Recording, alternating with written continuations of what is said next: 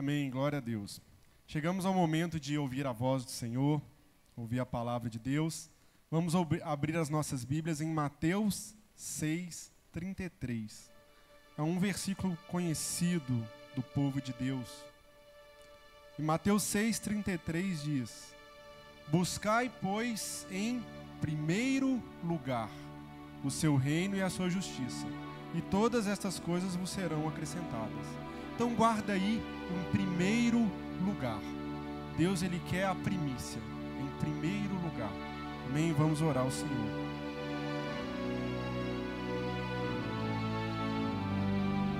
Amém, Jesus, nosso Deus, nosso Senhor, nosso Pai.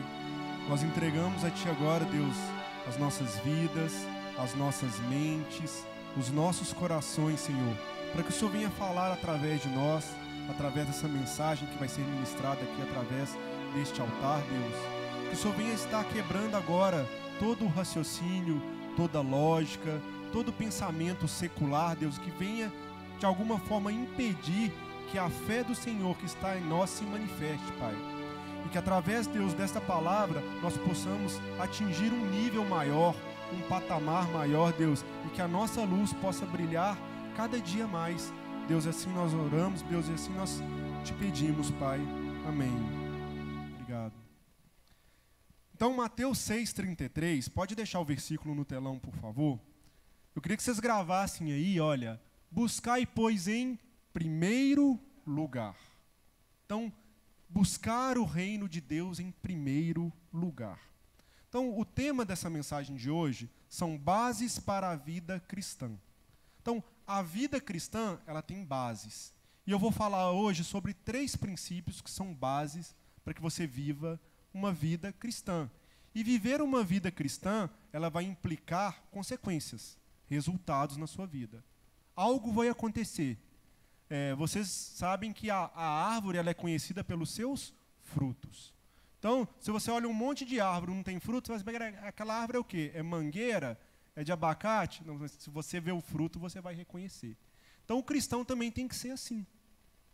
O cristão ele tem que ter marcas, características, frutos. Quando você olhar, você fala assim, olha um cristão. Mas aí, nós precisamos voltar a quais são as bases da vida cristã, que muitas vezes nós nos perdemos nisso. Em Mateus 6:33, esse texto, ele faz parte do Sermão da Montanha, ou o Sermão do Monte. Eu creio que todos conhecem essa passagem bíblica onde Jesus fala ali.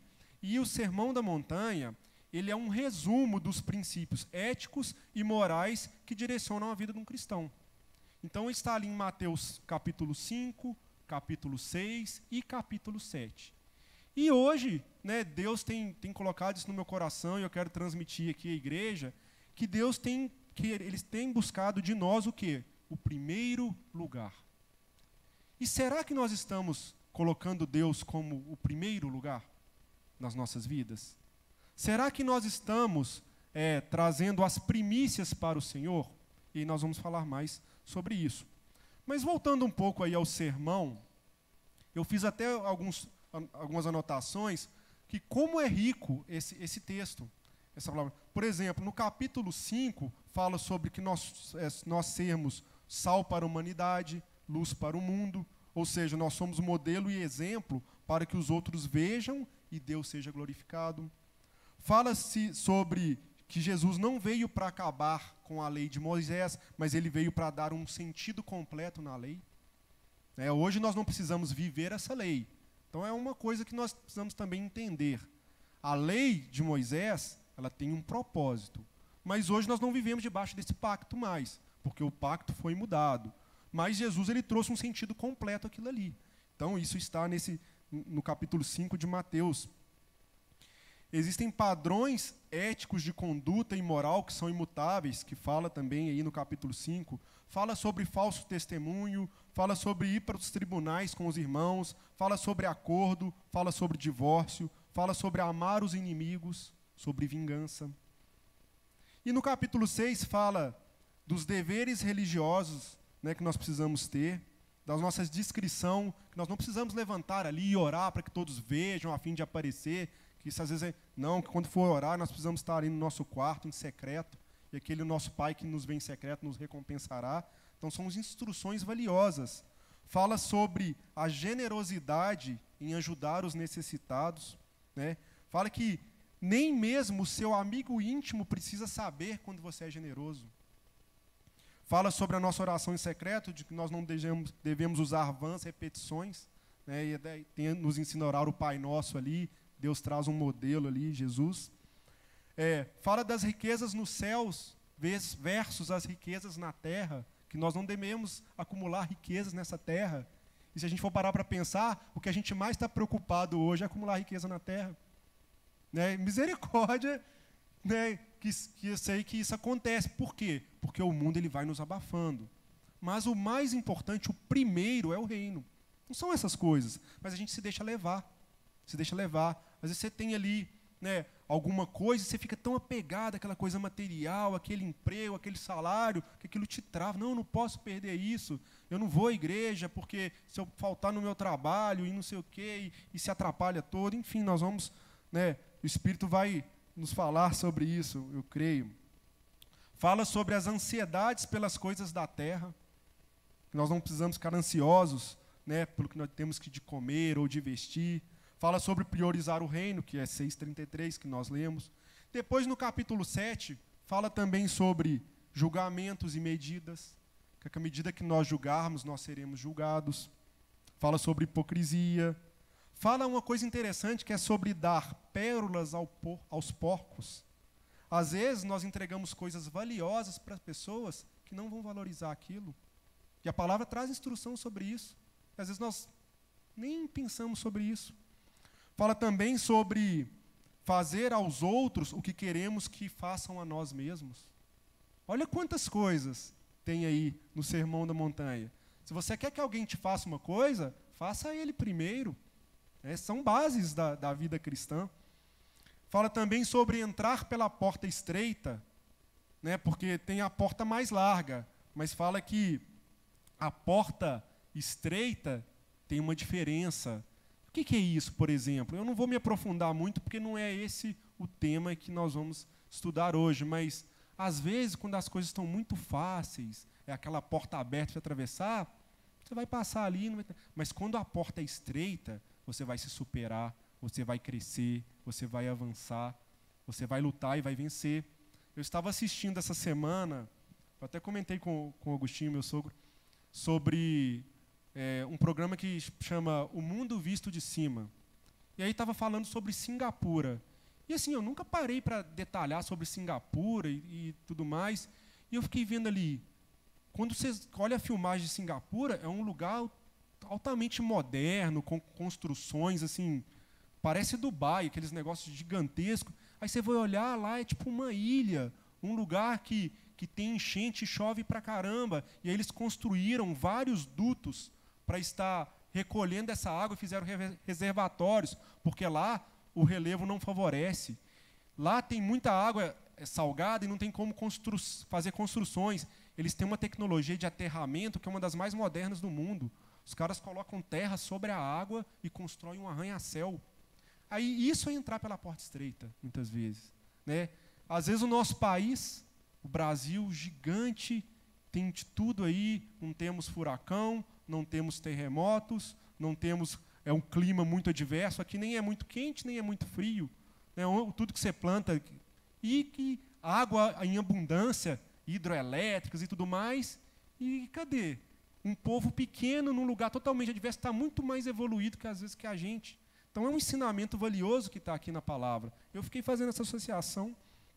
E fala também sobre os falsos profetas que se levantam, fala sobre o que a árvore, que eu citei há pouco, que é conhecida pelos frutos, e fala também sobre ouvir os conselhos e edificar a casa sobre a rocha. Então isso é um pequeno resumo do Sermão da Montanha.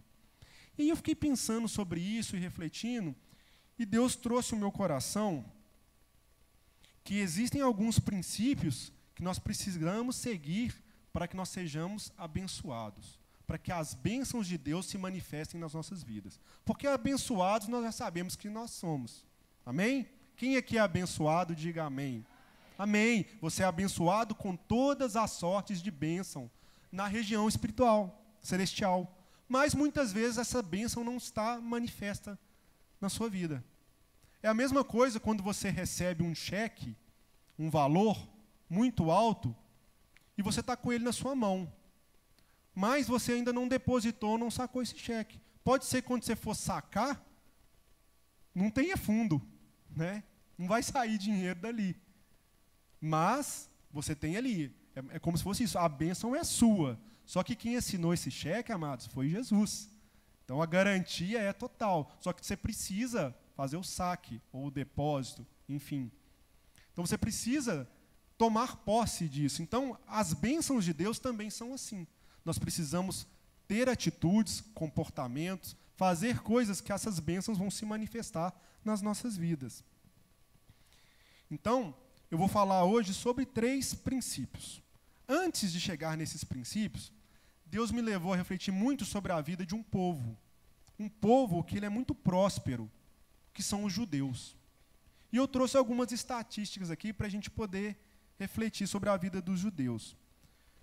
Você sabia que 45% das pessoas que estão no topo da lista da Forbes, que é uma lista que vai os homens mais ricos do mundo, são judeus? 45%. E antes de eu continuar nessa estatística, o judeu é um povo, o pastor Davi, que ele esteve muito próximo ali com eles lá nos Estados Unidos, depois você conversa com ele para ver a seriedade que o judeu leva às coisas de Deus, às coisas que ele foi ensinado. Princípios que são princípios bíblicos. E por causa disso, ele prospera.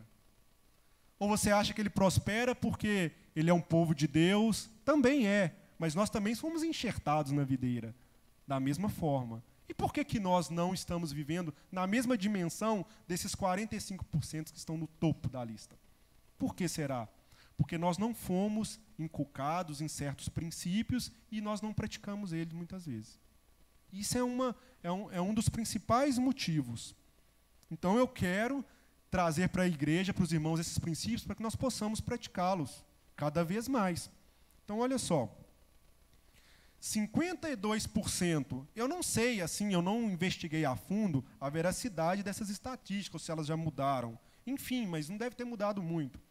Mas 52% das riquezas do mundo estão nas mãos de judeus. No Brasil, 62% dos judeus com mais de 25 anos, eles possuem nível superior de escolaridade. É o maior percentual em todas as denominações do mundo. Todo grupo que você pegar, assim, nível de instrução, os judeus eles têm 62%, acima de 25 tem nível superior. Por quê? Por que será? É sorte? Não, eles cumprem princípios. Eles fazem algo em prol de alguma coisa. Eles têm uma visão, um projeto, eles vão até lá. Eles permanecem. Vamos lá. A renda per capita desse povo, no Brasil, ela é superior a R$ 4.700. A renda per capita, amados, ele é um conceito de economia para avaliar o desenvolvimento e o crescimento econômico de um país. Então, se a gente pegar aqui, vamos supor que o pastor Davi ganha R$10.000 por mês. Recebe aí, amado. A pastora Michele ganha 3.000, e outro irmão ganha isso. Você pega o montante de todo mundo e divide pelo número de pessoas, vai dar um valor. Vamos supor que aqui da igreja dá, sei lá, R$500. Então, a renda per capita é R$500. É como se cada um tivesse isso. Do judeu, amados, ele é R$ 4.700. Isso é alto. É alto. É um povo próspero. Olha que interessante. Eu comecei a investigar, falei assim, eu quero investigar mais esse povo, eu quero ver se é isso mesmo. Aí eu fui descobrir, amados, que 129 ganhadores do prêmio Nobel são judeus. 129. É possível. O que esse povo tem? Aí eu fui pesquisar, amados, tem livros e teorias para as pessoas seguirem o que os judeus seguem para prosperar. Tem gente que não é judeu e faz o livro e fala assim, segue isso que o judeu segue, você vai prosperar igual ele. Eu falei assim, não é possível. Mas enfim, olha só que legal também. Alguns judeus conhecidos ou pessoas que foram discipuladas na tradição judaica. Alguns vocês vão conhecer, outros não. Silvio Santos, Luciano Huck, Marcos Mion, Cláudio Hanna, Harrison Ford, Adam Sandler, são atores de Hollywood, Daniel, não sei o que lá, o Harry Potter, aquele menino judeu. Woody Allen, que é um escritor, cineasta extremamente, né, famoso. Steven Spielberg, Scarlett Johansson, Mila Kunis, Mel Brooks, Justin Hoffman, quase todo mundo é judeu. Ben Stiller, Barbra Streisand, Karl Marx, Albert Einstein, Sigmund Freud, Clarice Lispector. Amados, esse povo tudo é judeu. Todo mundo que fez algo notório na sociedade, ou um avanço, ou estava à frente de alguma época, de um tempo, ou era judeu ou seguia o princípio judeu. Esse povo, amados, eles têm uma característica diferente. Eles cumprem princípios bíblicos. E a palavra de Deus, amados, ela é assim. Deus, ele criou o mundo, ele criou todas as coisas, ele fez o projeto, ele predestinou todas as coisas e ele criou umas regras bem estabelecidas. E quem cumprir essas regras, ele vai ter o resultado do cumprimento. É a mesma coisa da corrida. Vamos apostar uma corrida. Quem chegar lá primeiro vai ganhar o prêmio. Qualquer um que correr e chegar vai ganhar. Qualquer um. Os mais preparados ou os mais determinados, eles vão chegar à frente. Mas qualquer um está aberto a participar. E por causa da nossa cultura brasileira, da nossa herança de colonização e catequização, é difícil para nós incorporarmos de forma natural alguns princípios cristãos. Por causa da nossa cultura, da forma que nós somos ensinados. Então, para vocês terem uma ideia, a corrupção, por exemplo, ela está instalada na nossa sociedade em diversos níveis. Nós tivemos aí, né, um período eleitoral recente, estamos passando por um extremo processo de corrupção na nossa política, e tantas coisas acontecendo, e tal, e as pessoas gostam muito de julgar, apontar o dedo, mas, às vezes, coisas pequenas do dia a dia, nós estamos sendo corruptos da mesma maneira. E a palavra de Deus fala que com a mesma medida que você julga, é julgado. Então, você acha que nós vamos prosperar dessa maneira? Entenderam? Então, a palavra de Deus, ela está nos ensinando. Nós precisamos mudar algo. Eu não sei o que Deus vai tocar no seu coração para você mudar, mas eu tenho certeza que alguma coisa vai tocar lá dentro e vai falar assim, olha, era isso que eu precisava fazer de diferente na minha vida. Eu vou dar um exemplo de coisas, corrupção, que acontece, por exemplo, pirataria em geral, falsificações, celulares em gerais, softwares, tantas coisas estão aí. E nós estamos utilizando de uma forma tranquila. Eu não quero entrar no mérito que é certo, que é errado. Né? Eu não quero que você entre nisso. Eu quero entrar num aspecto que nós estamos envolvidos nisso e, sem perceber, as coisas vão acontecendo, as coisas vão passando, isso vira algo normal. É o famoso jeitinho brasileiro. Ah, não, no Brasil, entendeu? Tanto faz. Meu irmão, o Matheus, ele trabalha numa empresa multinacional. Então, ela está em vários países mesmo, do grupo Fiat. E quando tem reuniões com grandes homens ali, os que estão no topo, na direção da empresa, eles falam assim, olha, a América Latina e o Brasil é um lugar complicado. Ali é difícil de mexer. Né? Eu estava conversando com uma pessoa também que ele disse que ele estava desenvolvendo um aplicativo de algo assim, ele teve uma ideia e queria desenvolver algo à frente, assim. Só que ele falou assim, cara, eu não posso fazer isso com um brasileiro, senão o cara vai roubar a minha ideia e vai pôr à frente. Então eu vou ter que procurar um americano ou um outro povo, porque ele vai honrar a palavra dele comigo. Se eu fizer um contrato, ele honra. Olha que coisa. E nós estamos envolvidos nisso. E sem perceber, o tempo está passando e essas bases que Cristo determinou para nós, nós estamos cumprindo. E o povo judeu é um povo expert em fazer isso. Eles são extremamente sérios no cumprimento daquilo que eles foram ensinados. Extremamente. E isso leva com que eles alcancem essa prosperidade e tenham um destaque igual nós vimos aqui. Outras coisas que estão imersas no nosso meio, por exemplo, levar vantagem de forma questionável é esperteza no nosso país. Eu sei que não são todos que compartilham isso, mas aquela pessoa que faz algo assim, ele conta com vantagem. Eu fiz aquilo ali e tudo. Não é por aí. A fidelidade matrimonial está deteriorada. Né? Boa reputação e bom nome não têm o mesmo valor do que posses e bens bens materiais. Então, o que Deus mais fala aqui na palavra, mais fala não, mas o que Deus cita muito, é que vale muito um bom nome. Mas aqui hoje o bom nome não vale, mas vale a pessoa que tem boas posses. Você olha para uma pessoa que tem boas posses, ela anda bem vestida, tem um bom carro, você fala assim, essa pessoa é boa. Mas por que ela anda num carro bom? Ela é uma pessoa boa, num carro caro? Não vou dizer nem bom. Então, são os valores da nossa sociedade. Então, apesar dos bens dos outros, por exemplo, apossar dos bens dos outros é algo natural. Vou dar um exemplo. Você pode ir num restaurante, colocar o seu celular em cima da mesa e ir ao banheiro tranquilo, e quando você voltar ele vai estar lá?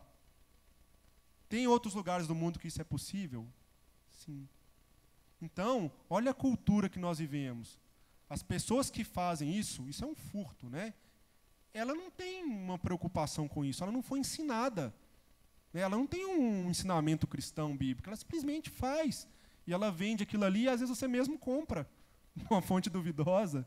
Vai ali na região da rodoviária, no centro de Belo Horizonte, você vai ver o tanto de gente vendendo celular e o tanto de gente comprando. E é isso. E isso é algo que vai contra os princípios de Deus. Então, cada vez mais o egoísmo ele tem tomado conta da vida das pessoas. Então, para que ocorra uma grande mudança na nossa maneira de viver, nós vamos ver esses 3 princípios que eu vou trazer hoje. Então, são vários. Se você quiser estudar ali Mateus 5, 6 e 7, você vai ver diversos. Você não vai nem saber por onde você vai começar. Vai falar assim, tem que ajustar muita coisa aqui na minha vida. Mas vamos a 3. Então, qual que é o primeiro princípio? Mateus 6,33. O reino de Deus tem que estar em primeiro lugar. Esse é o primeiro princípio. Você tem colocado o reino de Deus em primeiro lugar na sua vida? É o primeiro. Domingo é o dia do Senhor. Por que domingo é o dia do Senhor? Porque é o primeiro dia. Por que o nosso culto é aos domingos? Porque é o primeiro. Na sua agenda, o mais importante para você é o culto ou tem outras coisas que às vezes você faz para deixar de vir ao culto? Porque prioridade é isso. É colocar no topo da lista. É o primeiro. Quartas-feiras é culto. Às vezes você trabalha aqui na igreja, no louvor, na cabine, nas escalas. E, amados, eu que estou mais próximo desses setores, eu vejo que a dificuldade que é dos irmãos estarem aqui. Mas é o trabalho, é o trânsito. Eu não quero entrar no mérito das justificativas. Eu quero falar sobre prioridade, sobre priorizar o reino de Deus. Sabe? O Senhor, Ele requer isso de nós. Ele nos ensina, olha, busque em primeiro o reino e todo o resto que você precisar, eu vou te dar. Volta a Mateus 6,33, volta um pouco aí. Deixa eu ver onde. Mateus 6,33, 31. Portanto, não vos inquieteis dizendo, o que eu vou comer? Ou o que eu vou beber? Ou com o que eu vou vestir? Porque os gentios é que procuram tais coisas, pois o vosso Pai Celeste sabe que necessitai de todas elas. Então, aqui são pequenos exemplos. Então, às vezes, a gente está preocupado com isso. Por que você está preocupado com o seu trabalho? Porque você precisa pagar a sua conta, você precisa comprar comida, precisa comprar a sua roupa. Mas se você, amados, priorizar o reino de alguma forma, Deus vai te suprir isso. Eu não sei como, mas Deus pode tudo. Eu não sei a dificuldade que você enxerga, amado, mas Deus pode fazer. Sabe, prioriza o reino. Esse é um dos primeiros princípios. É o primeiro princípio que nós vamos ver hoje. Porque o primeiro tem que ser para o Senhor. É o primeiro da oferta e do dízimo tem que ser do Senhor. O seu dízimo, o primeiro é do Senhor. Porque tudo aquilo que Deus tem te dado é dele mesmo. Ele colocou na sua mão para você cuidar. Deus, Ele que te deu esse salário que você tem hoje. E se você pedir um maior, Deus pode te dar. Mas para isso você tem que ser fiel no pouco. Para Deus te dar o muito. E Deus, Ele espera de nós o primeiro. Romanos 11, 26 diz assim. Romanos 11, 26. Olha. Assim todo Israel será salvo, como está escrito. Virá de Sião o libertador, a ele apartará de Jacó as impiedades. Não é isso não. Se forem santas as primícias da massa, igualmente será a sua totalidade. Romanos 11, 26.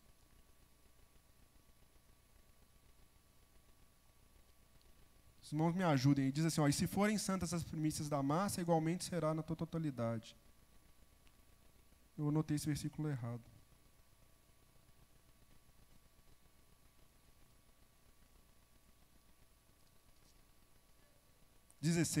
Obrigado. Romanos 11, 16.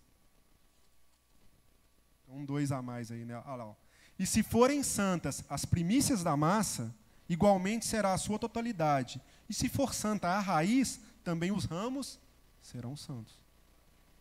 Então, se você, santifica aquilo que é principal ao Senhor, todo o resto vai ser santificado.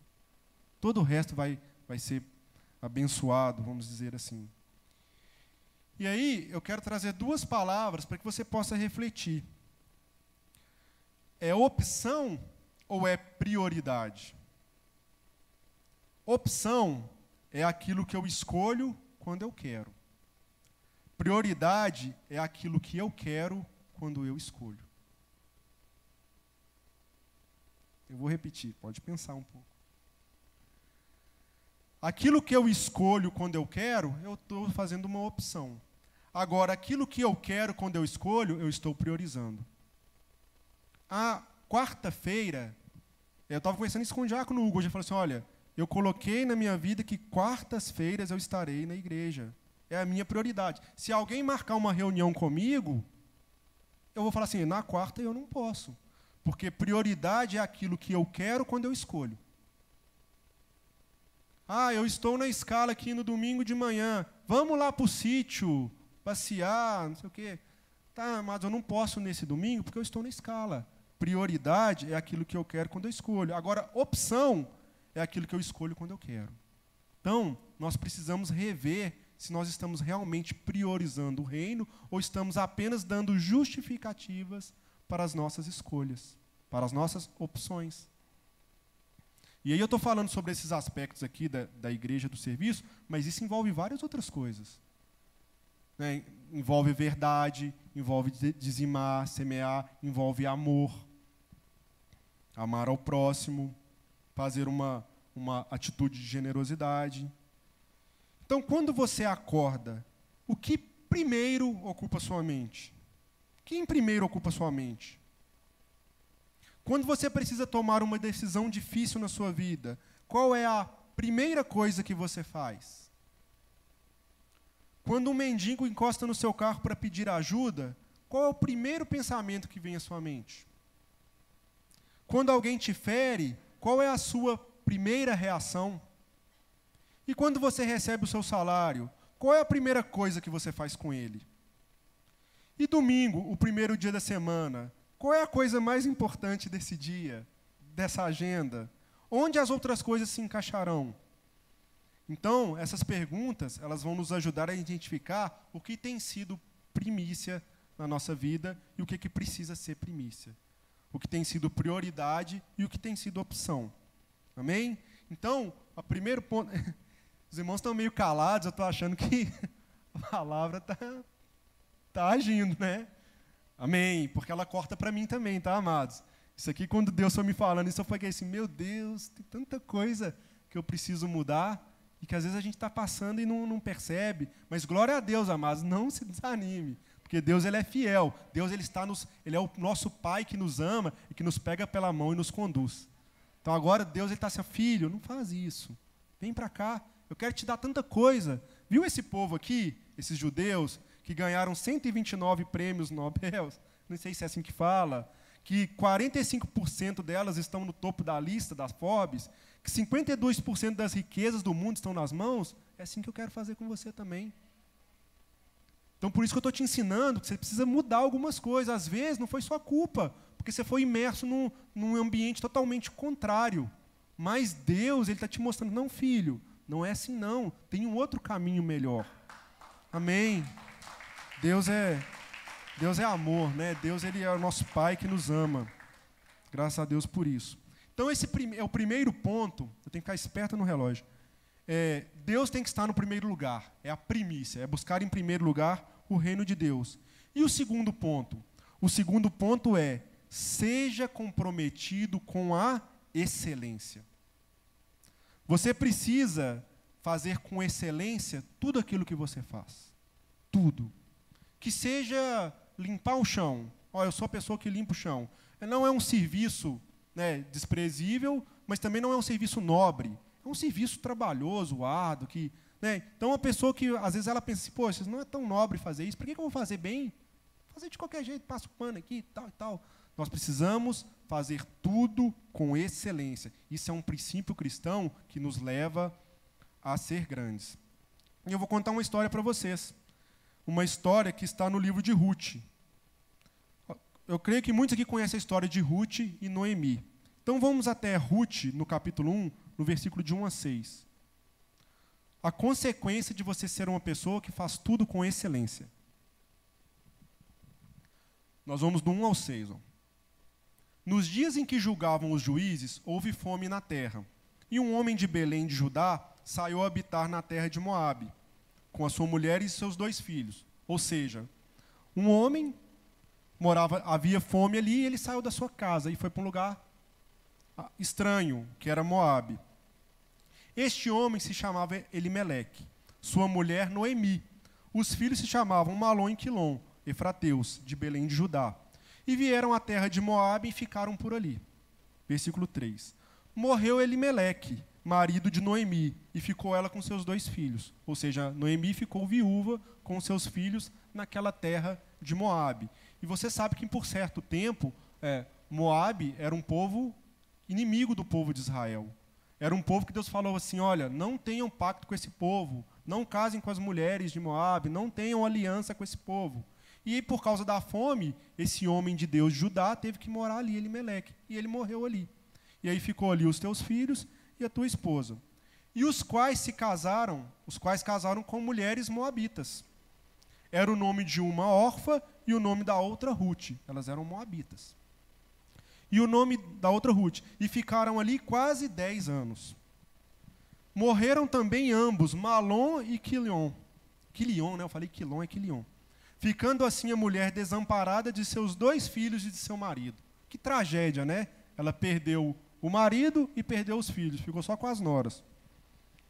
Então se dispôs ela com as suas noras e voltou da terra de Moabe, porquanto nesta ouviu que o Senhor se lembrara do seu povo, dando-lhe pão. Então, Ruth era uma dessas moabitas que era casada com um dos filhos de Noemi. Noemi era uma mulher do povo de Deus que perdeu o seu marido Elimeleque ali por causa dessa situação. Só que, em determinado momento, Ruth ela teve uma atitude. Ela priorizou o reino de Deus. Porque Ruth ela era moabita e talvez ela nem conhecia sobre o Deus de Israel. Às vezes, se a gente fizer uma associação, era uma pessoa que não conhece sobre Deus, sobre Jesus Cristo, sobre o nosso único Deus e Salvador.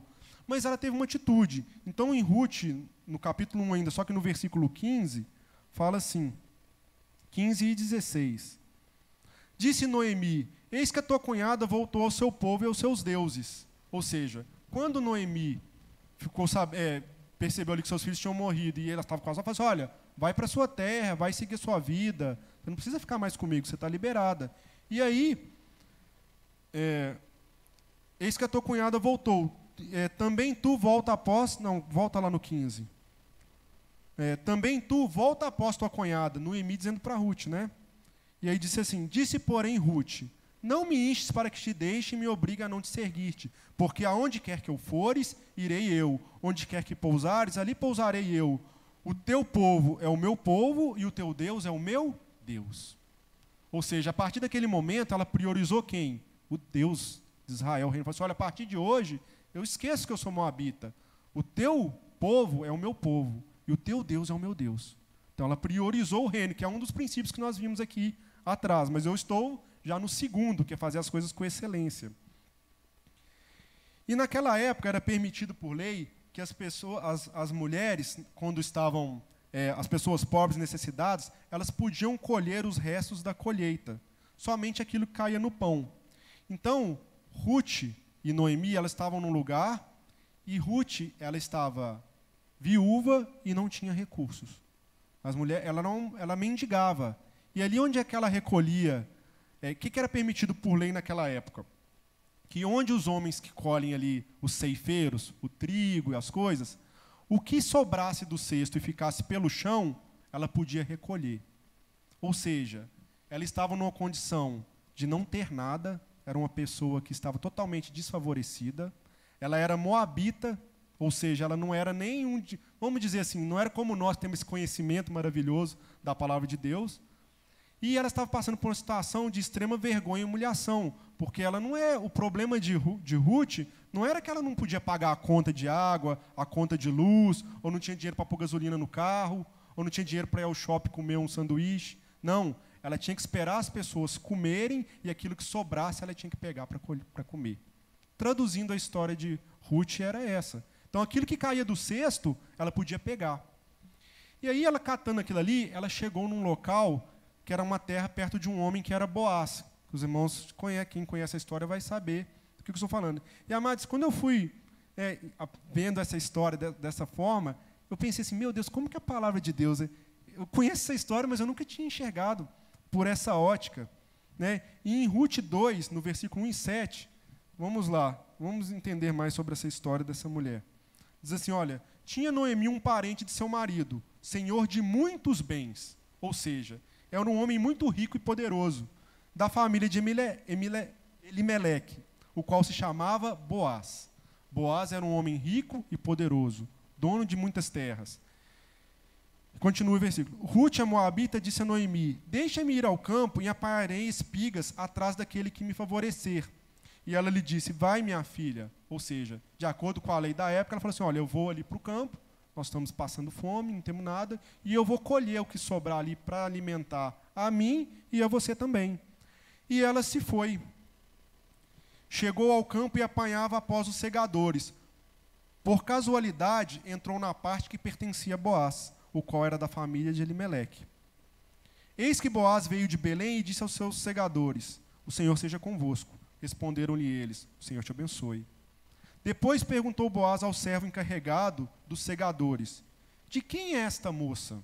Ou seja, era uma mulher que estava ali, normalmente as mulheres tinham um marido, ela pertencia a alguém, falou assim, quem que é essa mulher que está ali catando o cigarro? E respondeu-lhe o servo, esta é a moça moabita que veio com Noemi da terra de Moabe. Disse-me ela, deixa-me rebuscar espigas e ajuntá-las entre as gavelas após os segadores. Assim ela veio desde pela manhã e até agora está aqui, menos um pouco que esteve na choça. Então, ou seja, pode parar aí por aí mesmo. Tinha uma mulher, amados, Ruth, que chamou a atenção de Boaz. Por quê? Ela estava ali desde cedo e não parou. E com certeza Boaz, ele viu que ela colhia muito mais e mais rápido que os homens que ele pagava para fazer esse serviço. Ou seja, ela fazia aquilo ali com excelência. Ela estava fazendo ali o melhor que ela podia. E ela não estava fazendo isso para ser vista, para ser exaltada, de forma nenhuma. Ela estava cumprindo um dos princípios que nós vemos aqui. Fazer as coisas com excelência. Se você for olhar para a condição dessa mulher, ela é muito mais fácil, ela está amaldiçoando Deus e resmungando da vida, porque ela perdeu o seu marido. Né? A sogra dela despachou ela, falou assim, vai buscar os seus deuses. Ela não, ela falou assim, não, eu vou contigo, teu Deus é o meu Deus, e pode deixar que eu vou conseguir ali, eu vou recolher tudo aquilo para me alimentar e alimentar você. Isso chamou a atenção de um homem rico e poderoso. E quando eu estava escutando um pregador falar sobre essa mensagem, e isso me tocou meu coração para esse aspecto da excelência. E ele falou assim, olha, homem rico e poderoso não é qualquer coisa que chama a atenção dele. Não é qualquer coisa. E tem um outro detalhe. Quando Deus fala na Bíblia que uma mulher ela é bonita, ele fala assim, olha, Raquel era bela em formosura, não sei o quê. De Ruth, mas não fala nada disso. E chamou a atenção dele. Porque algo diferente ela fazia. Então, da mesma forma, fazendo uma analogia para a nossa vida, você só vai conseguir superar o que você está hoje fazendo o melhor. Aquilo que você faz, faça com excelência. Porque isso chama a atenção de pessoas ricas e poderosas. E isso vai fazer com que oportunidades apareçam na sua vida. Isso é um princípio. Isso é um princípio. E será que nós somos assim hoje? Será que nós fazemos as coisas com excelência ou nós fazemos de qualquer maneira? E é difícil, amados. Eu hoje, por exemplo, no meu trabalho, no meu negócio, eu observo como as pessoas estão totalmente desleixadas. Não se preocupe, isso não é algo importante. A gente precisava contratar um profissional lá, e aí nós pegamos 6 pessoas, 6, para escolher uma, para escolher 2. E dessas 6, não deu para escolher uma. Que na hora de fazer o treinamento, a pessoa pegava, sentava assim e falava assim, olha, a profissional que ia treinar, ela falou assim, olha, eu vou te mostrar, nós vamos fazer assim, ela com o celular assim, tá. E aí você está entendendo? Não, tá tranquilo. Um treinamento, amados. Treinamento. Então, imagina a pessoa que está indo lá numa oportunidade, em vez dela preocupar em fazer o seu melhor, em ter toda a atenção e dedicação. E eu falo assim, porque a pessoa assim, não, amado, nós estamos imersos nessa cultura, nós precisamos fazer diferente. E aí, por conta disso, uma mulher viúva, mendiga, chamou a atenção de um homem poderoso. E olha o que aconteceu com a vida dela mais à frente. Ruth 4, 13 e 17. Então, aconteceram coisas, depois daquilo ali, Boaz chamou Ruth e falou para ela assim, olha, Ruth, você não vai precisar fazer isso mais, não. Você agora vai trabalhar com os meus empregados. Então, ela passou de mendiga a receber um salário.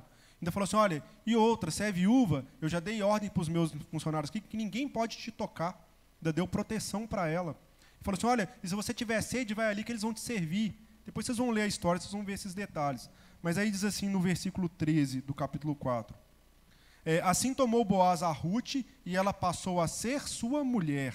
Coabitou com ela, e o Senhor lhe concedeu que concebesse, e teve um filho. Então as mulheres disseram a Noemi, seja o Senhor bendito, que não deixou hoje de te dar um neto, que será o teu resgatador. Isso tem a ver com a lei da época. Não vou entrar nesses detalhes agora. Mas ele diz assim, olha, e seja afamado em Israel o nome deste. Versículo 15. Ele será restaurador da tua vida e consolador da tua velhice, pois tua nora que te ama o deu à luz. E ela te é melhor do que 7 filhos. Vamos parar um pouco aí.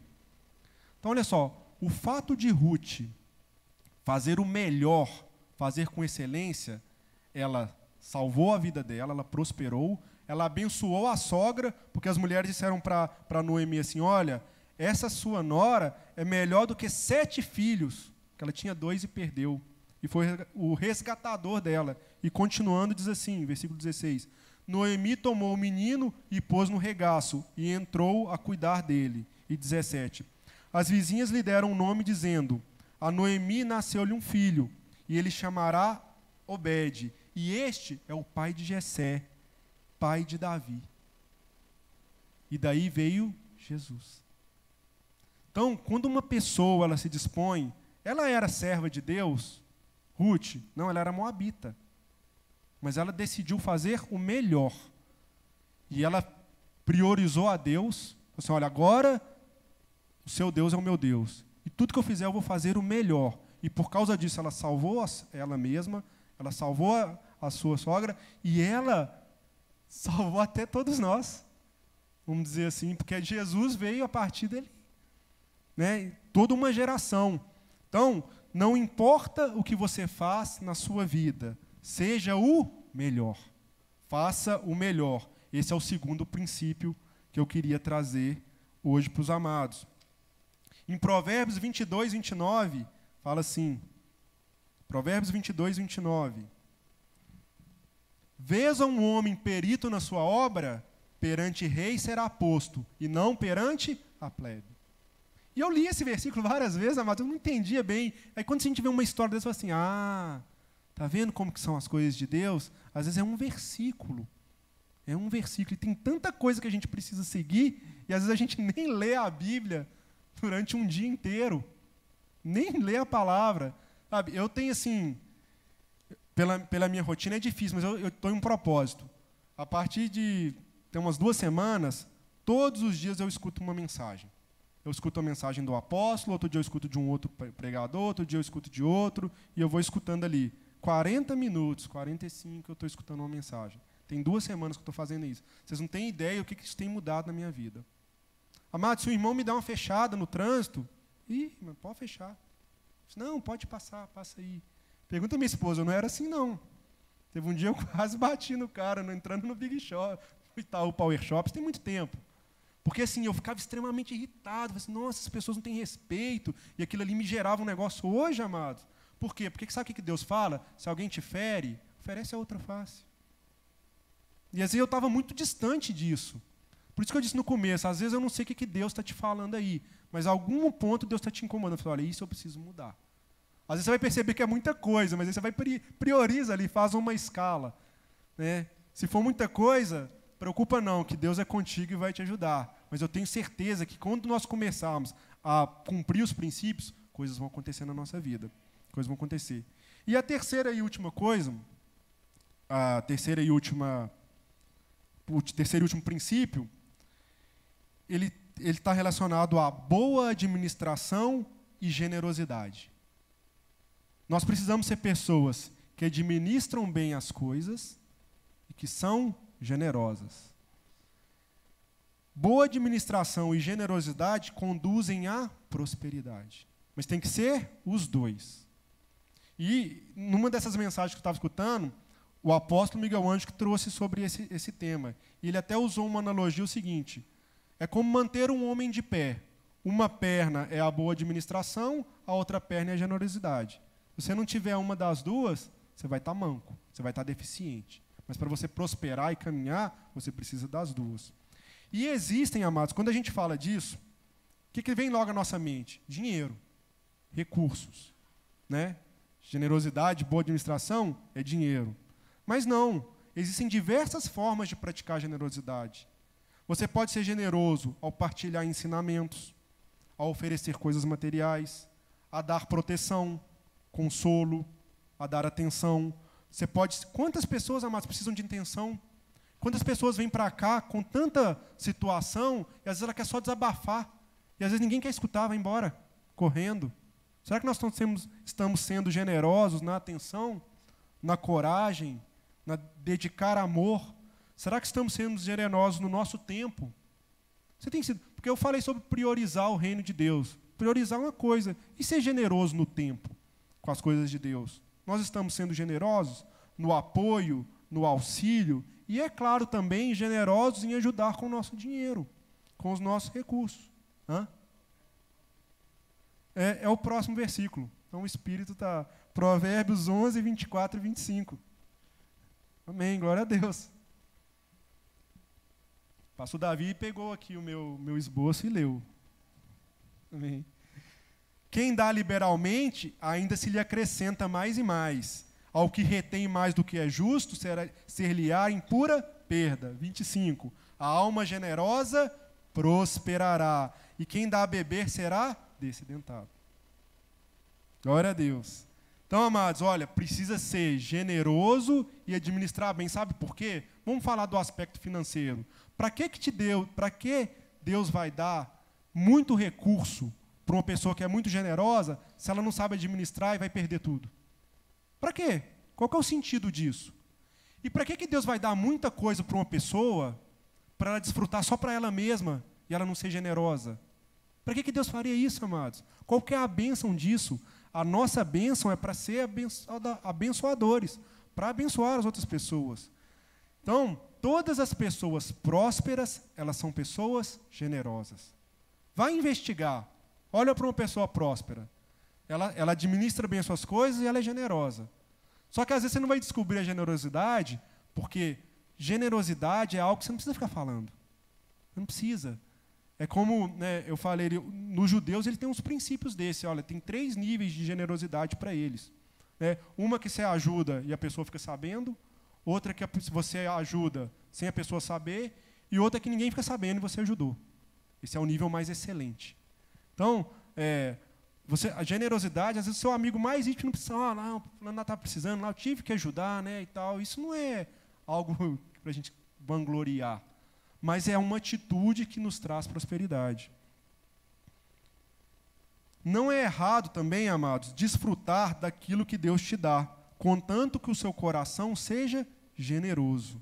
Em Eclesiastes 3, versículo 13, o sábio Salomão, que foi um dos homens mais ricos, na mão dele diz assim, olha, e também que é dom de Deus que possa o homem comer, beber e desfrutar o bem de todo o seu trabalho. Então, nós precisamos ser generosos. E não é pecado. Se você tiver muito recurso, e tem condição de comprar um carro caríssimo, vai lá e compra. Mas você não pode, às vezes, ver o seu irmão todo ali em dificuldade, você não dá nenhuma carona para ele. Sendo que você pode dar para ele um carro e você não dá nenhuma carona. Então, é um princípio que nós precisamos praticar na nossa vida. Não só financeiro, mas um princípio também de ser generoso, como eu disse aqui, generoso na atenção, no consolo, na coragem, no amor, no tempo. Às vezes é partilhar ensinamentos, enfim. Deuteronômio 8, 11 a 13. Olha o que diz a palavra do Senhor, são as bênçãos, Diz assim, olha, guarda-te, não te esqueças do Senhor teu Deus, não cumprindo os seus mandamentos, os seus juízos e os seus estatutos que hoje te ordeno. Para não suceder que, depois de teres comido e estiveres farto, depois de haveres edificado boas casas e morado nelas, depois de se multiplicarem os teus gados, os teus rebanhos, e se aumentar a tua prata e o teu ouro, e ser abundante tudo quanto tens. Então, olha só o que Deus tem para nós. Deus, Ele quer que nós tenhamos coisas muito grandes. Deus está falando assim, olha, isso aqui é a bênção do Senhor. Só toma cuidado, para que depois que você tiver estudo, você não esqueça dos mandamentos de cumprir ele, de ser generoso, de administrar bem e de fazer tudo aquilo que Deus tem colocado. O versículo 14 diz assim também, vamos continuar. Olha, se eleve o teu coração e te esqueça do Senhor teu Deus, que te tirou da terra do Egito, da casa da servidão. Então, Deus, amados, Ele que nos dá todas as coisas. Às vezes, aquelas pessoas tem pessoas, às vezes, que são bons administradores e tudo que vai na mão dele, ele administra bem, mas não é uma pessoa generosa, é uma pessoa presa, ela não tem essa liberalidade. Isso vai travar a sua vida. Isso vai travar. Vai chegar um dia que a fonte seca. Prosperidade, generosidade é assim. É como se fosse um rio. Quando o recurso passa pelo rio, ele vem e vai. Então, o rio ali tem peixe, tem mais, você pega da água, o recurso ele corre. Se você represar o rio e ele começar a encher, vai dar algum problema. Alguma coisa, é igual um mar morto, Vai só depositando ali, represou, parou, ele não tem vida. Ali ele não continua, não tem continuação, não prospera para frente, morre ali. Em João 3:27, fala também sobre essa questão de a gente não se apegar àquilo que nós temos, porque tudo que nós temos é do Senhor. Respondeu João, o homem não pode receber coisa alguma se do céu não lhe for dada. Então, amados, tudo o que você tem hoje foi Deus que te deu. Por que você não seria generoso? O carro que você tem foi Deus que te deu. A esposa que você tem foi Deus que te deu. Os filhos foram Deus. Tudo é do Senhor. O dinheiro que você doou aqui e construiu essa coisa foi o dinheiro que Deus te deu e que foi usado para isso, mas é de Deus. É tudo de Deus. O homem não pode receber coisa alguma se do céu não lhe for dada. Quando nós saímos dessa vida e irmos para outra, o que nós vamos levar daqui? Por isso que lá em Mateus fala assim, olha, não acumuleis tesouros na terra, onde a traça, corrói, mas acumulai tesouros nos céus. Então, tantos ensinamentos que nós precisamos são base. Eu não coloquei esse aqui hoje. Hoje eu quis falar sobre priorizar o reino, que nós precisamos priorizar, sobre fazer o nosso melhor, fazer tudo com excelência, e sobre ser generoso e administrar bem as coisas. Então, eu tenho certeza, amados, que através dessa palavra nós vamos começar a mudar as nossas atitudes. Então, são 3 coisas hoje, para a gente não ficar muito preocupado, muito confuso. Nós estamos priorizando as coisas do Senhor? Até que ponto nós priorizamos o reino? Aquilo que Deus tem confiado a nós, o seu trabalho foi Deus que te deu, Foi Ele que te deu um dom e um talento para aquilo. Você tem feito com excelência? Você tem feito o seu melhor? Quando você se dispõe a fazer qualquer coisa, é o melhor? E aquilo que Deus tem te dado, você tem sido generoso? Você tem sido aberto? Você tem procurado administrar bem? Tem pessoas extremamente generosas, mas não administram bem nada. Então ele está parado naquele nível. Porque Deus não vai dar mais nada para ele, ele não vai dar conta. Ele não vai conseguir. Então, que assim seja, assim diz o Senhor. Glória a Deus. Que essa palavra venha abençoar os nossos corações, para que nós possamos viver essas bênçãos que Deus já preparou para nós. Está aí. Está aí, está pronto. O cheque está assinado. Jesus assinou. É só ir lá e fazer o resgate. Mas é através de alguns princípios. Amém? Glória a Deus. Vamos ficar de pé. Vamos orar. Glória a Deus. Obrigado, Senhor Jesus. Obrigado, meu Deus, por estarmos aqui. Porque o Senhor nos atraiu para esse lugar. Obrigado, Jesus, porque o Senhor quer, Deus, cuidar de nós, nos instruir com amor. Obrigado, Deus, por nos fazer conhecer cada vez mais a Tua palavra.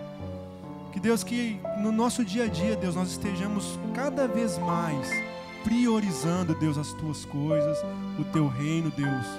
Que tudo, Deus, que o Senhor colocar diante de nós façamos com excelência, Deus. Nos dá esse coração. Não deixe que isso se perca, Deus, nesse mundo aí que nós vivemos, Pai. E também, Deus, que nós sejamos cada vez mais generosos, Deus. Fala ao nosso coração, Pai. Que área que nós precisamos de ser mais generosos, Pai? Onde é que nós precisamos nos doar mais? Dedicar mais ali, Deus? E também, Pai, será que nós estamos administrando bem aquilo que o Senhor nos deu? Deus, se não temos feito isso, Deus, nos ajuda também. Coloca mentores ao nosso lado. Deus, nos dá uma sede de buscar esse conhecimento, de estudar mais se for preciso. Pai, nós queremos, Deus, cumprir a Tua palavra, Deus. E assim, Deus, como nós vimos ali o Teu povo ali, o judeu, por exemplo, Deus, que tem desfrutado de tantas coisas, Deus, isso é nosso direito também. As mesmas bênçãos de Abraão, Deus, o Senhor diz que é para nós. Deus, nós Te louvamos para isso, nós chamamos a existência também, Deus, a manifestação dessas bênçãos. Se há, Deus, no nosso meio agora, Pai, alguém que está vivendo uma situação diversa, se está com o coração duro, fechado, mas não tem algo difícil, não é bem assim, Deus, quebra agora esse pensamento, Senhor. Porque, Pai, como nós vimos ali, Ruth, Deus, ela estava mendigando, ela não tinha nada, Pai. E às vezes naquele momento da vida dela ali, ela não poderia enxergar que ela ia casar com um homem rico e poderoso e que a partir dela, Deus, ia vir uma descendência poderosa. E o nosso Salvador hoje, o próprio Senhor Jesus, veio dessa geração, Pai. Será que quando ela estava ali, Deus, ela conseguia enxergar isso? Então, Deus, tira agora a viseira de que possa estar, o véu, de quem não possa estar enxergando, Pai. Que o Espírito do Senhor toque nessa noite, Deus, que a partir de amanhã já comece, Deus, a enxergar novamente, que essas pessoas que não estão conseguindo enxergar, que elas possam, Deus, ao amanhecer, abrir os seus olhos, ver algo novo, Pai. Ver algo novo, ver uma esperança, Deus, que elas possam se comprometer com o Senhor, com o Teu reino, fazer o melhor e ser, Pai, pessoas generosas cada vez mais, para a honra e glória do Teu nome, Jesus. Assim nós Te pedimos, assim nós oramos, e assim nós cremos que o Senhor fará no nosso meio, em nome de Jesus. Amém, glória a Deus. Erga a tua mão para o altar, pode aplaudir o Senhor, aplauda forte. Obrigado, Senhor, por essa palavra. Erga suas mãos. Que o Espírito Santo do Senhor, que habita em nossas vidas, nos leve em paz, em segurança, nos guarde todo homem mau, que seja uma semana feliz, abençoada e próspera, no nome do Senhor. Amém. Vá em paz, dê um abraço ao seu irmão, diga uma palavra de vitória, em nome de Jesus.